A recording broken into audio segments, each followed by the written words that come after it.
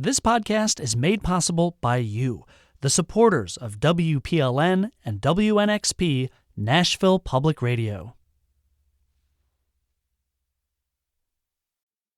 This is the Nashvillager Podcast.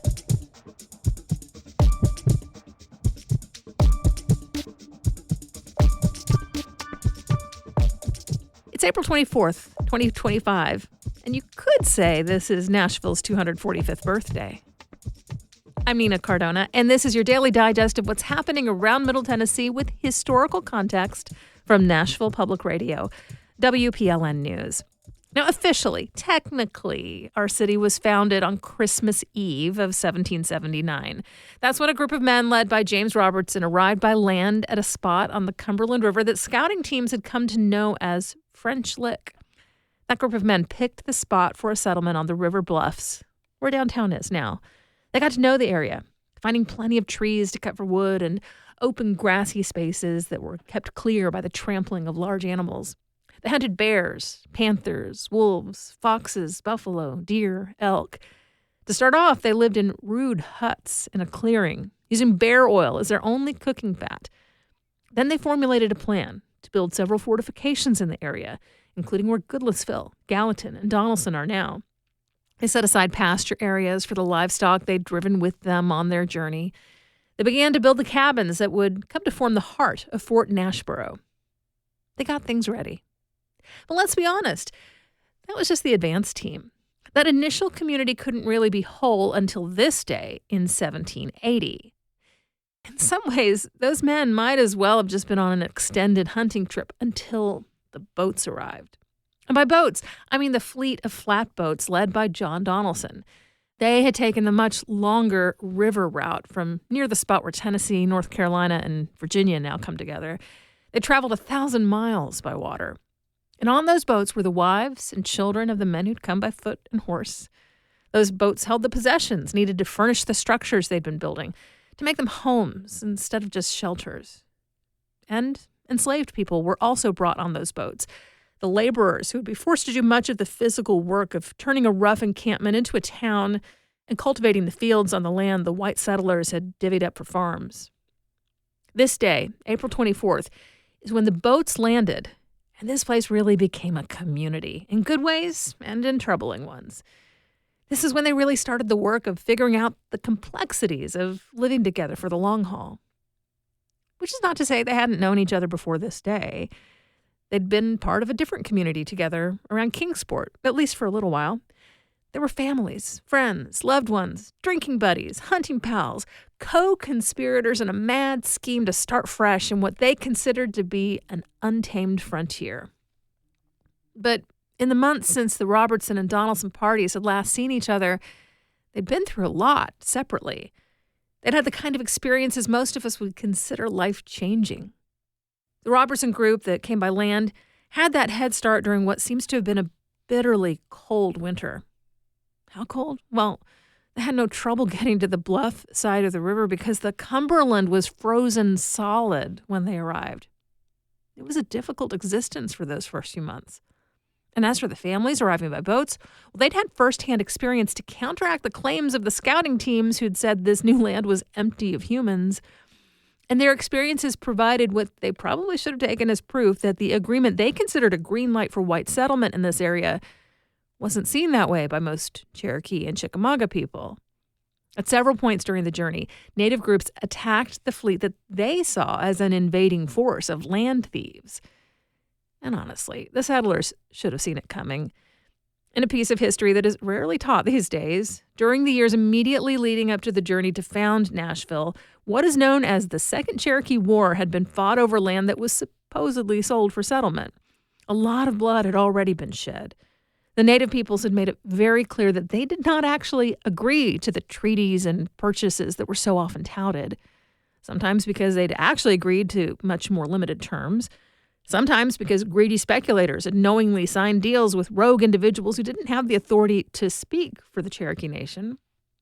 Sometimes because the laws in effect at that time flat out did not allow for the kind of agreements that the settlers were treating as permission to move into Native territory. From the Cherokee perspective, the war was still ongoing, and these people had just floated onto a battlefield. And battle is exactly what they got at several points along the trip. And so, on this day in 1780, when the Robertson and Donaldson parties reunited, they were not the same people they'd been the last time they saw each other. Not everyone had made it either. And as much as they were triumphant and relieved to be together again, they knew that there were far more challenges ahead of them. In Donaldson's journal, he wrote that they experienced pleasure and satisfaction at the reunion, but he also looked around at his new home, described what Robertson's crew had been able to do in their 4-month head start, and summed it up with these words: "Our prospects at present are dreary." Things certainly turned around for Donaldson. Those bluffs now house a city far beyond anything that group could have imagined. More bustling, more developed, certainly more diverse, with all the joys, challenges, triumphs, and heartaches that those factors have combined to make through the years. The city's developed a sort of personality and brand that I'm sure its founders could not have imagined in 1,000 years. But if you walk along the bluffs near the recreation of Fort Nashboro, you can find a statue commemorating the start of this ongoing municipal journey. Robertson and Donaldson greeting each other with a handshake just above the Cumberland. In just a few minutes, we'll hear from 2 Tennessee farmers about their land. That's coming up after the newscast.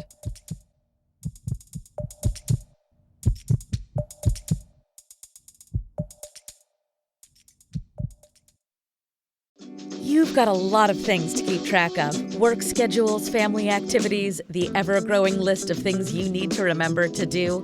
Updating the credit card or banking information for your sustaining membership may have slipped your mind. With just 2 minutes of your time, you can update your payment information and check one more thing off your list. Peace of mind for you, funding for your public radio station. Go online to WPLN.org. Here's the latest from WPLN News. Another death row inmate is challenging Tennessee's lethal injection protocol. Harold Wayne Nichols filed the lawsuit in federal court. He's asking judges to delay his execution until the judicial branch can determine whether the state's new lethal injection process is constitutional. Tennessee announced its new policy in December after Governor Bill Lee put a moratorium on the death penalty in 2022. An independent investigation had found the Department of Correction was failing to ensure its drugs were safe.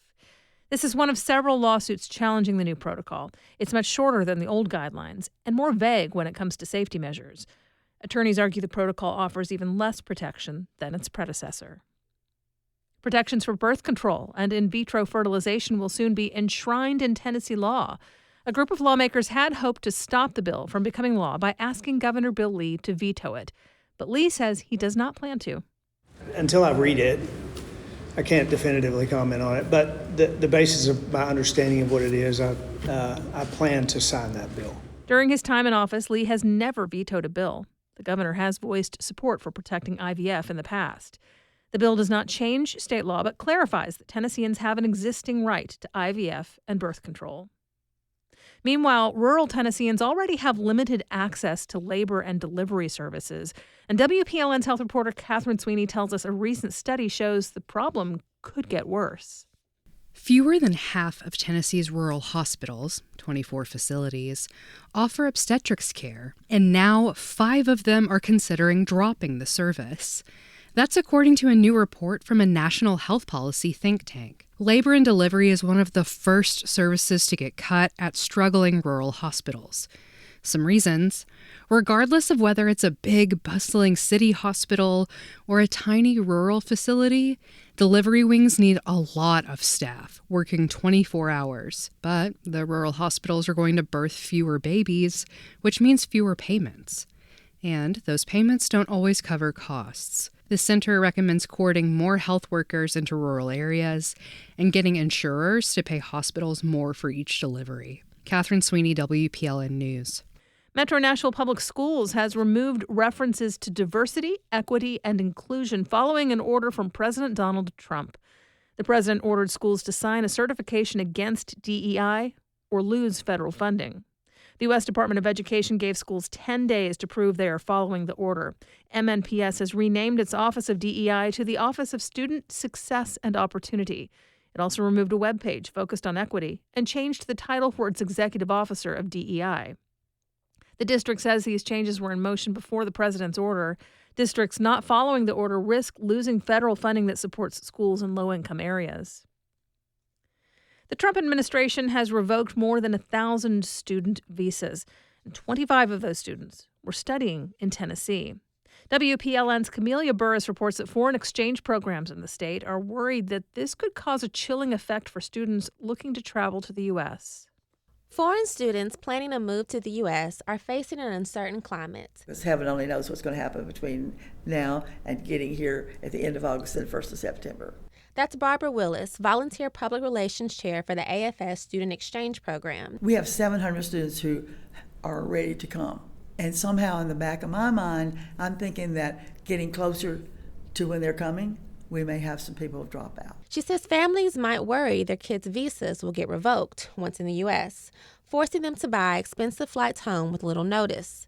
Sarah Lingo, Executive Director of the exchange program Sister Cities of Nashville, says that she is concerned about changing immigration policies, but hasn't seen any effects yet. Anytime that there's any kind of tumultuous things going on in, worldwide, we are always watching. Both Willis and Largo have support staff in place to help students with any issues. Largo says no one wants to feel unwelcome in a foreign country, and she has a message for those hoping to come to Tennessee. We want you here. Nashville wants you here. We're excited for you to visit. Camelia Burris, WPLN News. A high-ranking elected official in Knox County is under investigation by the state's fraud watchdog. The comptroller is looking into the misuse of taxpayer money within the office of Knox County trustee Justin Biggs, who intends to run for re-election next year. The News Sentinel reports one employee in the office has already been fired, and that state officials are looking into whether tax dollars were used to pay for upgraded rooms at expensive hotels, and whether county vehicles were used for personal activities. Findings from the investigation will be reviewed by the prosecutor's office in Knox County. State lawmakers are calling for transparency and accountability from the organization that governs middle and high school sports in Tennessee. At issue is whether the Tennessee Secondary School Athletic Association has too much power and not enough oversight. 2 years ago, the TSSAA faced pressure to change rules around student-athlete transfers, but that change did not happen until this year, when WKRN reports a threat of state legislation forced the issue. Now lawmakers say they'll look into possibly dissolving the nonprofit or bringing it under state control. You'll find more news anytime at WPLN.org. Tennessee is losing farmland at a rapid rate. Farmers, nonprofits, and the state government are working to help farms keep their land and preserve the future of their properties. This is Nashville producer Catherine Cecies recently visited 2 Tennessee farmers who are making plans for the land their families have owned for generations. See, this little guy's tongue somehow goes to the side, so it just makes it a little more challenging for him to eat, but he's getting it. That's Miriam Blackwell. She's bottle feeding a small calf on her family farm in Rutherford County, Tennessee. This one came in some of that hard rain, just got chilled and just had kind of a rough start. So he's needing a little extra help these days. Blackwell owns the 224-acre farm she grew up on. Right now, she cares for 48 breeding cows, 38 calves, and a couple of bulls. Suck. That was a call my dad had for cattle, and I just kind of kept it, and they typically know I'm looking for them, and it will typically come and respond. Suck.